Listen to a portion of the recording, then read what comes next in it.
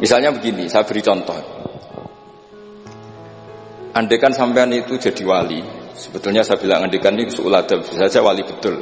Tapi kayaknya kok belum meyakinkan. Andaikan dulu, urutannya andaikan dulu.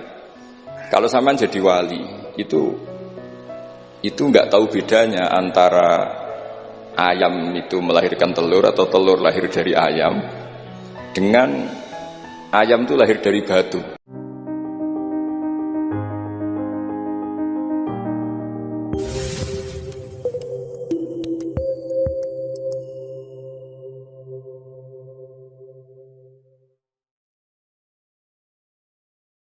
Bismillahirrahmanirrahim.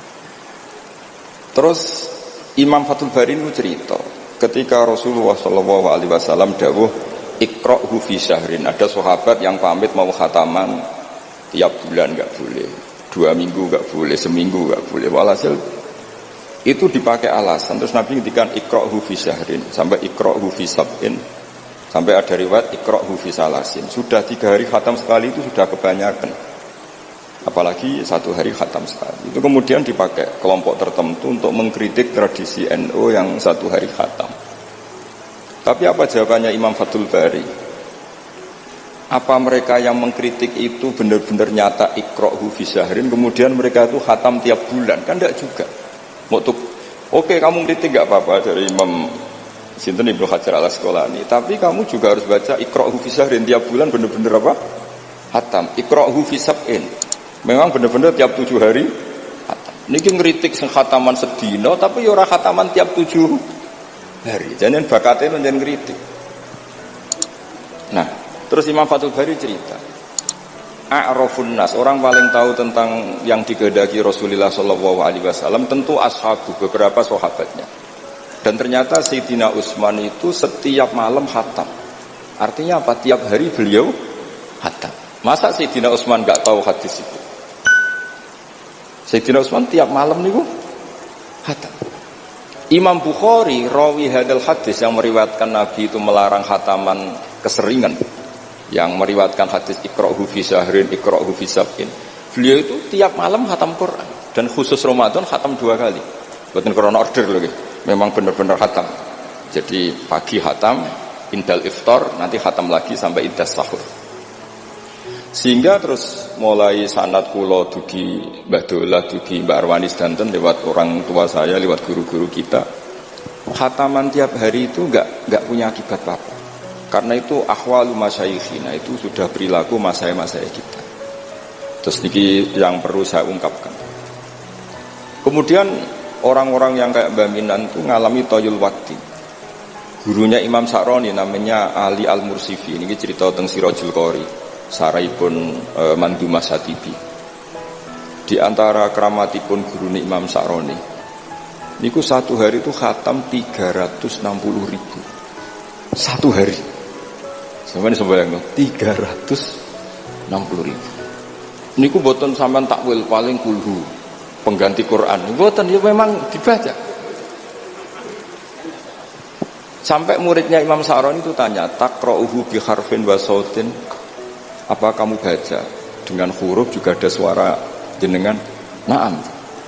Kata beliau, maddawahi al-waqta, ini Allah memanjangkan waktu untuk saya ikroman di Rasulihi Muhammad SAW. Jadi beliau mengalami toyul waktu. Toyul waktu itu waktu diringkas sedemikian rupa sehingga beliau baca itu dalam waktu 24 jam ya kayak mungkin bagi kita ratusan tahun. Namanya toyul waktu. Nah, kenapa itu bisa terjadi? Terus kata-kata sarahnya Satibi tadi, Sirahul Syu'ara, wa hadza amrun la tasa'uhul uqul wa hadduna minhu at-tasdiq. Ini sesuatu yang mungkin nalar kita tidak sampai, tapi sudahlah kita percaya saja. Nah, kenapa kita percaya? Karena Quran itu kalamullah sing aslinya itu laisa fi harfin wala sautin. Tidak melibatkan suara, tidak melibatkan huruf. Itu yang kalamun azaliyun. Kemudian orang ini ditarik ke Lauh Mahfuz, kemudian dia ngalami yang seperti itu. Dan itu bagi orang-orang dekat Allah sah saja.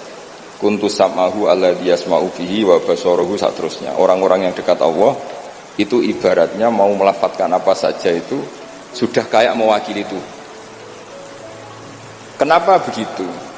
Karena dia saking fananya pada dirinya sampai ya memang fana. Sehingga ya dia sudah, tapi bukan manunggaling kawula Gusti. Misalnya begini, saya beri contoh. Andaikan sampean itu jadi wali, sebetulnya saya bilang andaikan ini su'uladab, saja wali betul. Tapi kayaknya kok belum meyakinkan. Andaikan dulu, urutannya andaikan dulu. Kalau sampean jadi wali, itu nggak tahu bedanya antara ayam itu melahirkan telur atau telur lahir dari ayam dengan ayam itu lahir dari batu. Itu nggak tahu bedanya. Apalagi Nabi. Nabi itu malah nggak kepikiran kalau itu ada bedanya. Kenapa? Ketika kamu percaya kudroh azaliyah sing ghairu mahsurah, kamu percaya kudrohnya Allah Ta'ala itu tamah sempurna, itu kan sampai mesti berpikir, memangnya ayam bisa bikin telur? Memangnya telur punya kemampuan apa untuk menjadi ayam? Jadi sampean tahu betul kalau ayam itu tidak ada kudrohnya sama sekali, tidak ada kemampuan sama sekali untuk melahirkan telur tercipta jadi ayam. Artinya apa? Meskipun sesuatu itu sudah adi, sudah biasa, tetap yang ada adalah kudratullah, bukan hukum adat yaitu ayam menelur. Sehingga seorang nabi itu, misalnya Nabi Soleh ditanya, apa bukti mujizat kamu? Saya minta unta keluar dari batu besar ini. Dari Nabi Soleh, ya nggak apa-apa. Karena beliau itu tahu betul ketika unta lahir dari unta, itu memangnya unta bisa apa? Memangnya unta iso gawe unta, ayam iso gawe telur. Semua itu ada kudroh azaliyah, ada kudrohnya Allah. Nah wali dan apalagi nabi itu tahu betul itu. Sehingga nggak ada bedanya. Misalnya para nabi sampean tanya, ayam bisa melahirkan telur, apa batu ini bisa melahirkan telur? Ya jawabnya bisa. Sehingga ya betul lah. Terus ada Nakotu Soleh itu keluar dari apa? Batu. Dan Nabi Soleh biasa saja karena beliau memang nabi. Rasulullah ketika sahabatnya kelaparan, diundang Jabir, masakannya sedikit. Ya beliau bilang ini masakan harus jadi banyak. Ya banyak, untuk orang sekian ribu cukup. Ketika sahabat kurang air di padang Sahara itu, sahabat bingung nyari air, Nabi malah sari, masyhur. Sari, terus ya santai aja ketika beliau dilaburi kurang air, terus ya sudah minum air dari sini, terus fana ba'al ma' min baini as-sabi. Karena Nabi itu orang yang tidak bisa didikte oleh hukum adat. Sehingga tidak terus ayam ini bisa lahirkan telur, berarti mungkin. Kalau batu enggak melahirkan telur, enggak mungkin. Terus kamu bilang ini mungkin, ini tidak mungkin. Itu kita kalau di matolek kan diajari. Padahal mungkin tidak mungkin berdasar hukum adat, bukan berdasar kudrohnya Allah Subhanahu wa ta'ala. Nah, orang-orang yang sudah begini masalah rezeki juga gitu. Soalnya sementing para pangeran, masuk dimbarno pangeran. Akhirnya sudah sementing muamalah mbek Allah. Makanya dulu ada cerita seorang Habib, dia nggak punya pekerjaan, terus setiap hari terus dia sholat, tiap pagi ngantor. Ternyata dia ke musola atau ke masjid sholat. Terus kata Habib itu, ya Allah, semua orang yang kerja engkau gaji, maka saya ya harusnya engkau gaji. Itu ya terus suge, tapi bukannya ditiru boleh. Jadi dia apa ngantor ya rati kantor, ngantor ini ke masjid sholat. Tapi ini nggak boleh gaya-gayaan yang sudah makomnya seperti itu. Orang sampean gak makome ribet. Tapi ini cerita ya, kalau tak belajar Quran. Sehingga para nabi itu gak kepikiran, misalnya Nabi Ibrahim itu gak kepikiran kalau api itu bisa membakar, karena beliau tahu api apa punya ikhtiar, api apa punya irodah, punya kehendak, api apa punya cara yang diinginkan api itu untuk membakar saya, kan tidak juga. Dia benda mati, pasti itu murtangan Allah. Sehingga ketika beliau mau dibakar ya santai aja, beliau nggak tahu bedanya di sana sama di sini. Semua nabi itu begitu, ma kunta tadrimal kitab walal iman. Makanya semua nabi itu rata-rata ummi itu ya pokoknya sudah begitu. Makanya disuruh berdoa ya nggak mau. Kata malaikat Jibril, saya Jibril untuk nolong kamu. Tidak, saya tidak butuh kamu. Maksudnya kamu ngomong nanti tak sampaikan ke Allah. Allah itu sudah tahu tanpa kamu. Hasbi min su'ali ilmuhu bihad. Itu Nabi. Nah, Rasulullah Muhammad SAW juga sama. Ketika mau perang Badar, Itu kan musuhnya itu 1000 lah kira-kira gitu. Sahabat itu 300. Terkenalnya 313 sama dengan ashabi apa itu? Talut itu. Apa itu? Waqatala apa Daud itu, ashabi Daud itu. Itu Nabi ya santai saja. Padahal itu pedang satu dipakai orang 10. Sampai bisa bayangkan perang pedangnya gentenan. Tidak bisa. Tapi Nabi karena diutus Allah ya jalan saja. Dia santai. Karena bagi Nabi itu nanti ada kudratullah. Betul. Ternyata perang musuhnya 1000, musuh 300, yang satu perlengkapan lengkap, yang satu gentenan pedang. Perang ya dibaca sik nyileh pedang kalau musuh kan yur gak iso bayang. Singkat cerita terus masyhur itu Nabi terus berdoa. Ya Allahumma Allahumma intuhlik hadil isobat alam tu'bad ba'dal yaum. Walhasil terus ada pertolongan dari Allah. Artinya Nabi nganggep ini gak penting 300 apa 100. Orang menang itu ya karena biqudratillah. Begitu juga di perang Khandaq di.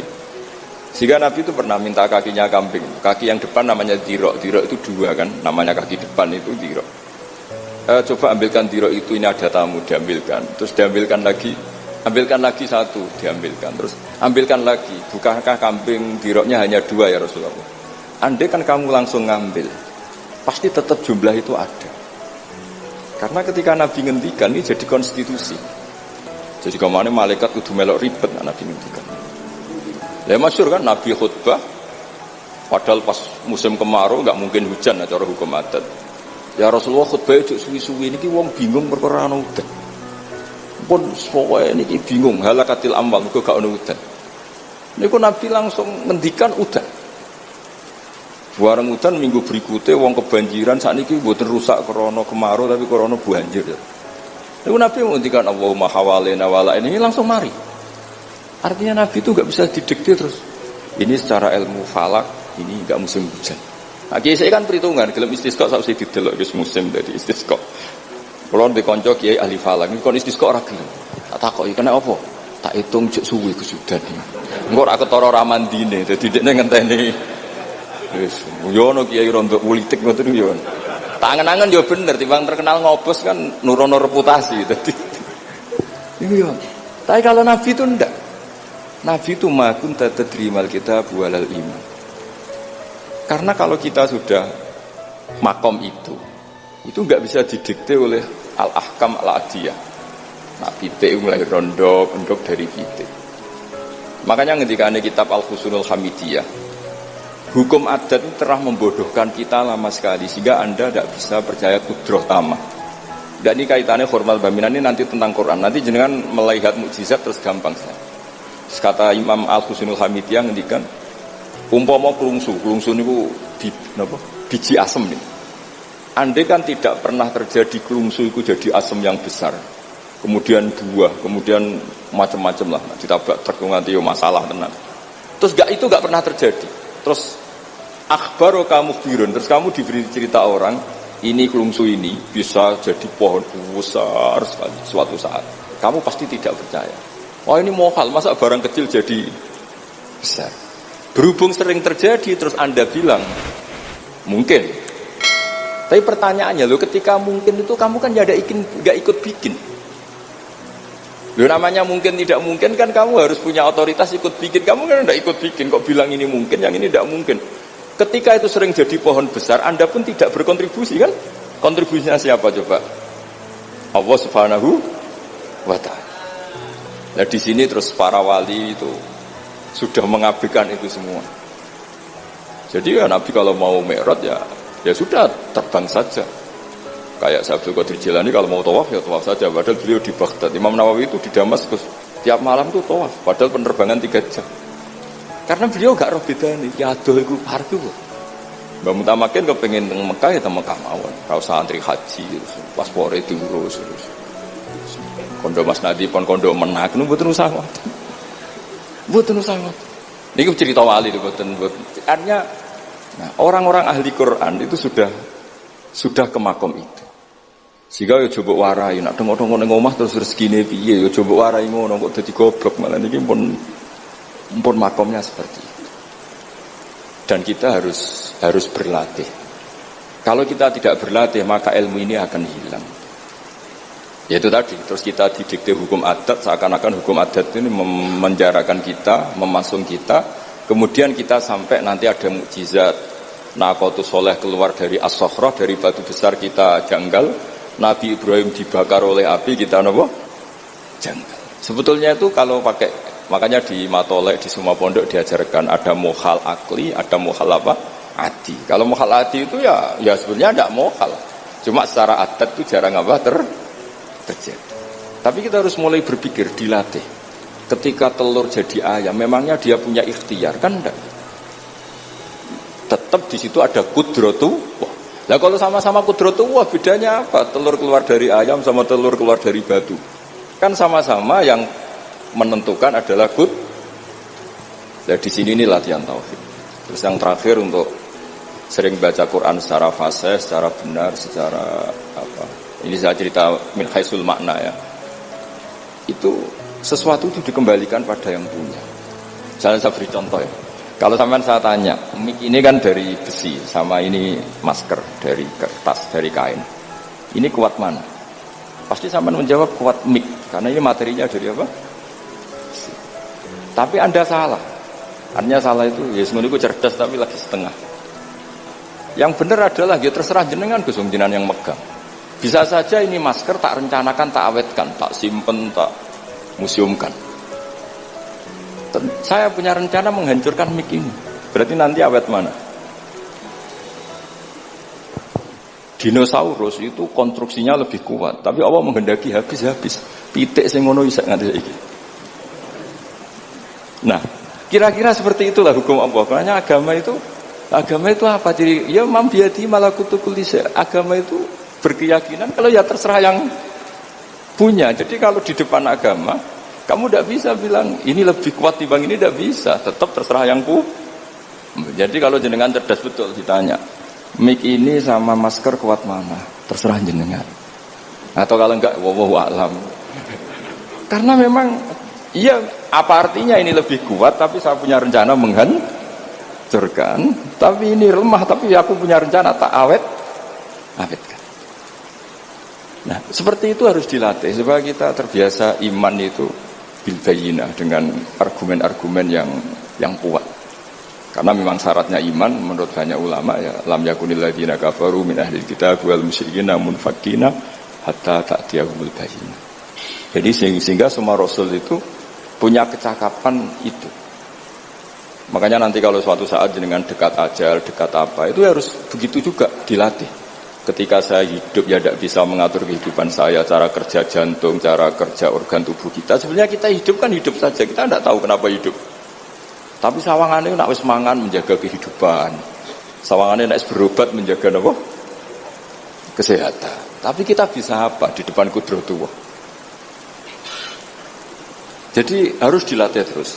Karena ini ngaji berarti yang ahli Quran itu 10 suwun adat kados Mbah Minan, Mbah Dimyati, beberapa ulama yang enggak keluar kamar itu mulai dulu juga ada. Itu juga satu manhaj, karena sudah asik dengan Allah maka asing mengalami wahsah dengan yang lain. Tapi juga ada ulama yang milih kumpul orang banyak sehingga manfaati orang banyak. Dan menurut saya figur-figur di kajian itu sudah sempurna larnya. Ada model Mbah Dola, Mbah Sahal, Mbak Minan sendiri tertutup, tapi Bu Umi Tuha sosialisasi kiroati kemana-mana. Sehingga ini pelajaran bagi kita bahwa pilihan dekat Allah itu variannya banyak. Yang penting ikhlas sambil terus belajar mendengarkan makalah-makalahnya ulama.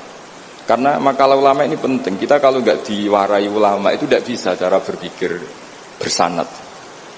Saya sering didhawuhi Mbah Mun, ihdinas siratal mustaqim itu siratal ladzina an'amta 'alaihim. Kenapa tidak siratoka, jalanmu ya Allah?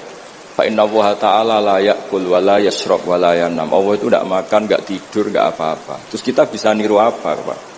Tapi kalau siratal ladzina an'amta 'alaihim artinya thariqullah adalah dengan mengikuti orang-orang yang telah diberi nikmat. Jadi kita niru Mbah Dola, niru Mbah Arwani, niru orang-orang baik. Karena kita enggak bisa niru Allah. Makanya setiap Allah cerita orang kebaikan, cerita kebaikan itu pasti cerita aktor-aktornya. Ulaikal ladzina an'ama Allahu 'alaihim terus minan nabiyyin. Terus itu aja diceritakan keluarganya min dzurriyyati Adam wa mimman hamalna ma'an supaya orang itu hormat sama leluhur. Saya kenapa cerita Mbah Mutamakin bukan tafakhur bin nasab bahwa kita soleh begini itu barokahnya doanya orang-orang dulu min dzurriyyati Adam wa mimman hamalna ma'an. Masih diteruskan wa min dzurriyyati Ibrahim wa Israil. Baru soleh secara umum yang tidak perlu nasab wa mimman hadaina wajtabaina. Jadi Allah menghormati nasab sampai seperti itu. Sehingga rata-rata orang-orang soleh itu ya mbah-mbahnya soleh. Mosok turunane sing wakaf masjid, sing kiai puluhan tahun, kalah mbek wong sing dadaan dadi kiai. Yo ketoke ora pati fair ngoten. Niku mboten kok urusan kula fanatik nasab nggih. Tapi tetap ini bisa jadi kiai karena melok partai wa mimman hadaina wajtabaina. Tapi yo ketoke yo pantese yo rada antri lah, aja kok ngarep nemen-nemen nak. Ya masa terus misalnya ora tau wakaf masjid, ora tau wakaf tanah, ngerti-ngerti kepengin mimpin. Sing masjid iku nyunatno maulid, nyunatno dibak, dekne mimpine ku ngaramno maulid kalau dibak. Ya nak ngaramno iku nggih masjid dhewe, aja ning masjid iki kan. Terus Allah itu saking reganine tiang-tiang soleh dulu itu sampai ketika cerita orang baik itu pasti cerita mbah-mbahnya. Wa kana abuhuma sholihah. Ketika ada orang diperhatikan Nabi Khidir itu pertimbangannya wa kana abuhuma sholihah. Itu dalam kitabnya Said Muhammad, abuhuma itu abuhu as-sabi'. Jadi bapak yang ketujuh dari Hulam ini, bukan bapaknya pas. Kayak Mbah Mutamakin sekarang sudah turunan keberapa, tapi barokahnya sampai sekarang. Jadi selalu ada cerita itu. Makanya disebut ta'allamu ansabakum matasiluna bihi arhamakum. Kamu harus kenal nasab-nasab kamu supaya kamu bisa menyambung rahim-rahim. Kemudian nasab yang gen ini khusus umatnya Rasulullah SAW, alhamdulillah ditambah nasab sebab. Jadi misalnya para habaib itu jelas mulia sekali karena dzurriyyah bad'ah min Rasulillah.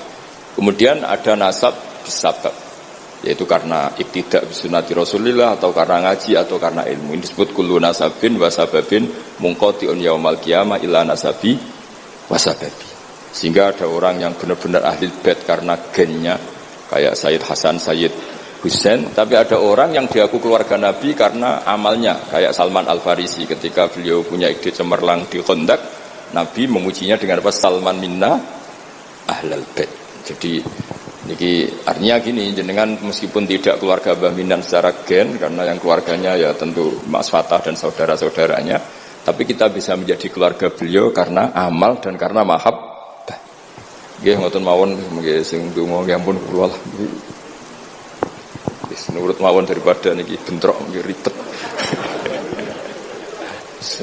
Wow, nak gak nurut itu Mas Nadif terus dikerano banser ning pun teng kanan kiri niku ribet ning wong niku panglima tertinggi napa? Udah kok wakili itu kok ketuane tapi semua yang jelas sakit meremot. Oke, monggo berdoa Al-Fatihah. A'udzubillahi minasyaitonir rajim. Rabbil alamin arrahmanir rahim.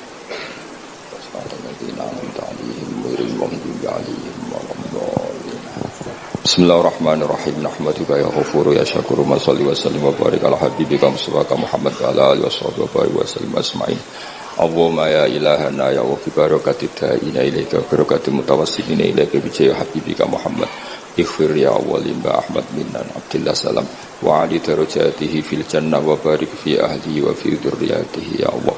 Allahumma ya ilahana ya ij'alna ya aminin mutmainin alladzina la khaufun 'alaihim wa lahum yahzanun waj'alna salimin wa nimin mu'afin min kulli bala'in dunyal akhirah waj'al ya Allah himmatan al-ulya fi hadhihi ad-dar'i la kalimatika ya Allah hatta nakuna ya wa khudamatan di syariatika wa abnaina ya Allah wa abnaina fi khidmati syariatika al-gharra al-bayda lailuha kana hariha ya Allah aqimna fi dhalika wa inna ala dhalika ya Allah Rabbana atina fid dunya hasanah fil akhirati hasanah wa qina adzabannar sallallahu alaihi sayyidina Muhammad sallallahu alaihi wasallam subhana rabbika rabbil izzati amma yasifun wa salamun alal mursalin walhamdulillahi